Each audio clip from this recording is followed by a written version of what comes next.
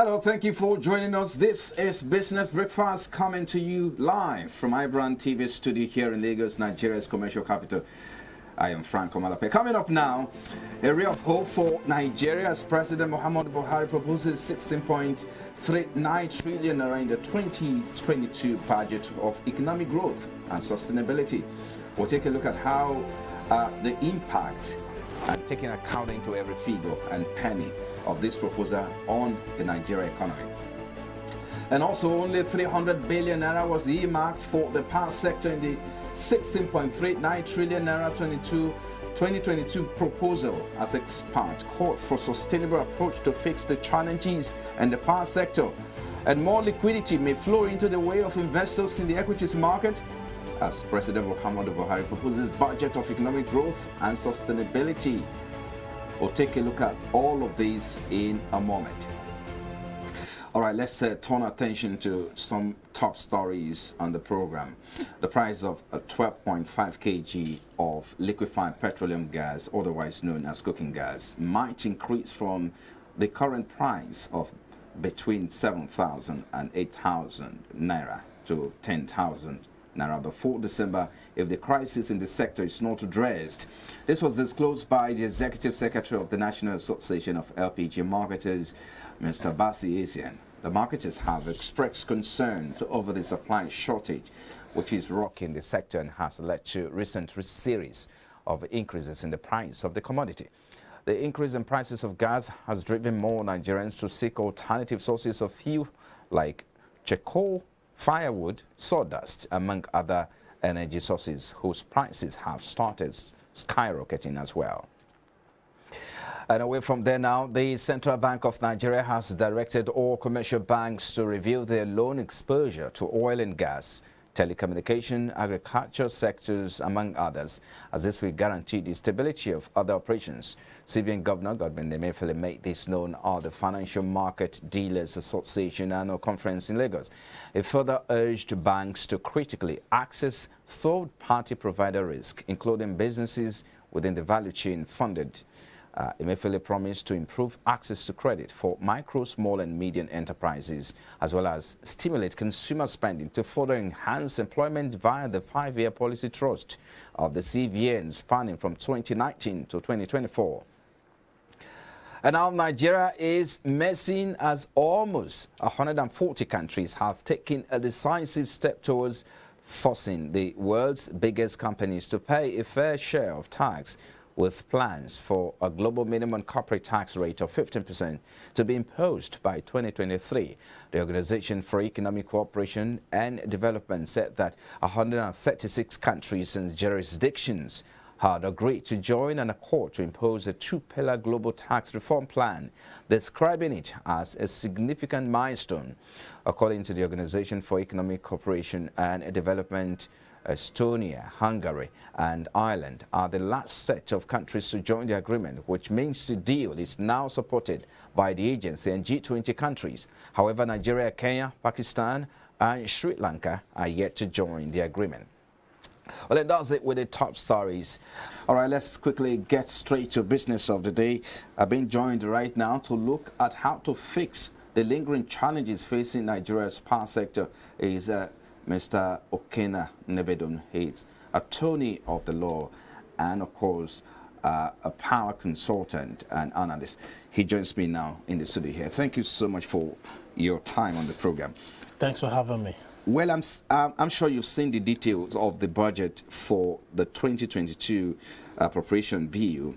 Of course, it's yet to be, assented or gone through by the National Assembly, but only 300 billion naira was earmarked for the power sector. How do you think this will go a long way in addressing the lingering challenges that the power sector is faced right now? I think it's a step in the right direction. Half-bred, they say in Nigeria, is better than none. Oh, yeah. But much is still deserved by the power sector if we can raise the priority in terms of needs, industrialization, and human capital development, particularly in the power sector. We can't see an economic development or manufacturing activities stabilize to the point that we produce what we eat first before we talk about exporting, without a stability in the power sector. 300 billion here. But if we segment it to the industry value chain, right, we want to know whether they are going to address where the need is in particular. Because if you observe the value chain in the power sector, it is not in the retail, right, neither is it in the generation. But I think the weakest link is the distribution. And in that distribution value chain, metering is key. If you don't get the consumers metered, in fact, you cannot guarantee revenue. They always talk about power losses to the tune of almost 2,000 megawatts, as generated by the GENCOs, but unutilized by the distribution. There's also a mention, banding of excuses and trading of blames. When you now look at the infrastructure deficit, they've talked about the transmission lines, they've talked about the connecting poles, the transformers, and especially any of the value chain that connects to the consumers directly. The corruption in that sector is not even helping matters. But it's very key to understand where the 300 billion is going to. Whether it is going to generation, do we have shortfall in generation? If it's going to generation, what about the 2,000 capacity, 2,000 megawatt that is not utilized by the discos? Then if it's going to distribution, so what are the discos bringing on board? What have they made out of the central bank intervention? By the central bank, Nigerian Electricity Market Stability Fund. It requires the discos to open an account with money deposit banks, which will ferry in, consumers' bills, And these bills, when immediately collected, a fraction of it goes to infrastructure, while for operational purposes, it is credited to the discos account. And the discos have cried foul to CBN that it's not enough for the operations. I think they've been doing this, but basically, you've just pointed out, made mention of the fact that where exactly is it going? According to the breakdown, 1 billion, of course, 300 billion, that's overall. But they are looking at about 14 billion for the completion of renewable energy project by Rural Electrification Agency. So the Rural Electrification Agency is going to be focusing to ensure that part of that budget is put into renewable energy projects. But then the question will now be, what exactly should we focus when it comes to addressing this value chain? You are looking, you have talked about the value chain, but the renewable energy, I guess that is exactly where the government want to focus in this. But will this one now go in, to an extent to solve the issue? It will, because most of the problems and challenges also, talked about is the power, the fact that power has to be, upscaled to the national grid before distribution. And certain analysts have cried foul. And that is how it came about that the captive industries have to be looked into and move away from the fossil fuel. I think if government is investing heavily in renewable energy, that is the trend we're going, and that is the trend globally.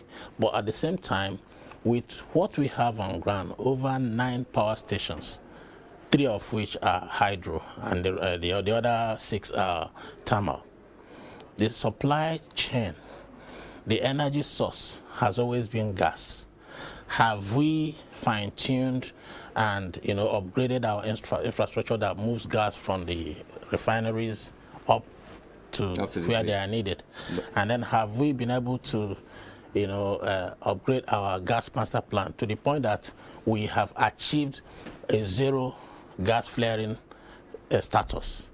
If those things are achieved, then we know that bringing into the bouquet the renewable energy, generation model will be sustained, so that it doesn't go the way like others, like the IPPs. Right. It's not about, vamping up some of all these things there to create contracts for the boys. No, it is to maintain stability.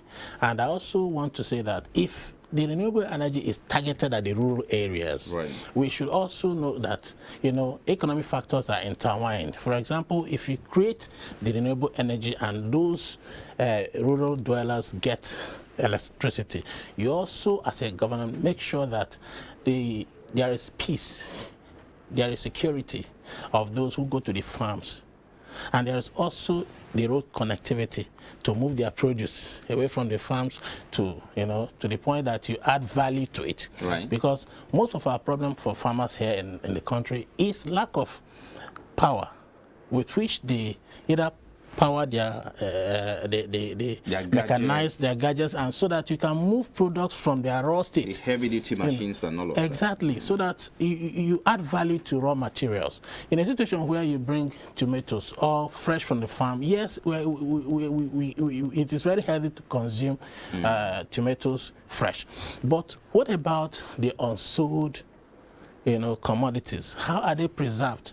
How can we move it from subsistence farming to the point that we now have capacity to produce, capacity to innovate, capacity to move products to the point that we add value? When we add value, it is sustained over time. You don't have waste anymore. And what mitigates waste is energy.